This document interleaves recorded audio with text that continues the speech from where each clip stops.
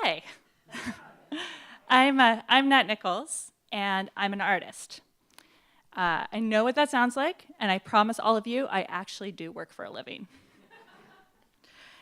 In 2011, I completed my MFA degree from the Royal Drawing School in London, and it was obviously this incredible, wonderful experience. I spent 2 years doing nothing but drawing. And what it really taught me was the way that I can turn the things that I'm passionate about into a physical thing, and all that was fantastic. Does anybody here know what it is an artist actually does? Awesome, great. I'm gonna get you guys his phone number and I'm gonna call you guys later because I could really use some tips. It's good. So doing an MFA program was obviously fantastic, and it taught me this incredible amount about what it means to create work that's maybe not saleable, but to create it in this way that's beautifully and critical and intelligent. What it did not teach me anything about was about the business of being an artist.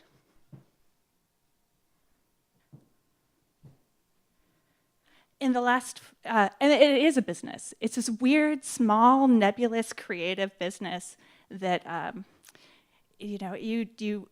it brings you from things like earlier today where I was up at the presses, I was in Corvidae, and I was up to my elbows in ink, and now today, I'm standing on a stage talking to all of you who have had so many great successes about my failures. And both of these things are 100% what an artist does.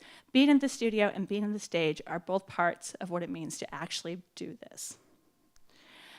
In the last 5 years since I graduated, I've done an incredible amount of things, and I've been very successful in small ways. I had my very first solo show over on the East Coast, and I have my work in private collections across 2 different countries.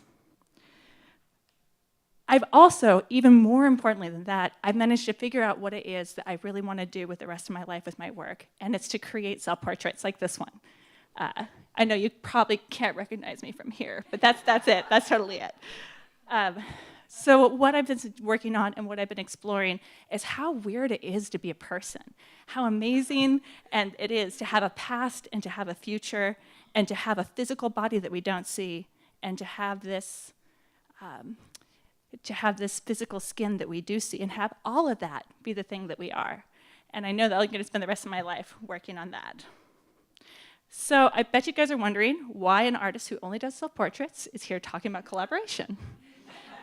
And the truth is that it is.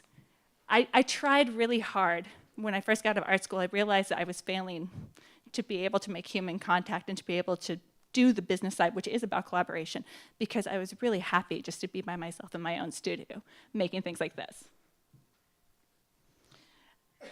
And through that, I gave away my voice a lot. I would try and collaborate with people, and I would end up either doing the work for them or having my voice silenced. And over time, I figured out that there was a few things that works for me. And hopefully these are things that resonate with you in your business. Teach. I started teaching, and I thought before I did it that I had to know absolutely everything about my subject to have it be useful at all. And it turns out that that's not true. That just the very practice of being able to put together a plan, to be able to go into a room with people who are already interested in the kinds of things that you're interested in, and to be able to collaborate and share knowledge with them in a way where you're not having to give away your own voice is incredibly helpful.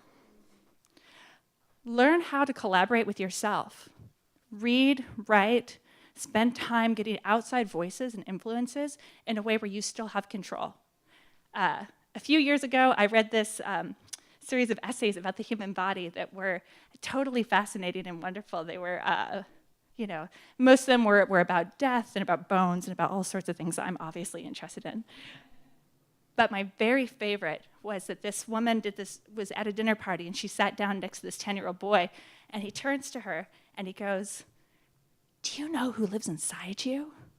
And she's like, "No, I have no idea who lives inside me." And he goes, "A skeleton." And this is great, right? Because you are. There's a skeleton dancing inside of our bodies and eating our food and being a part of our lives in a way that we never really focus on. And this story, this one story, is something that's gone on to help me figure out what I want to do with the rest of my life. In order for your businesses to be successful, you need to be able to work beautifully, critically, intelligently, and judiciously. You need to be able to choose which voices that you have in your life. And above all, I hope that you're all able to trust your own voice. Thank you.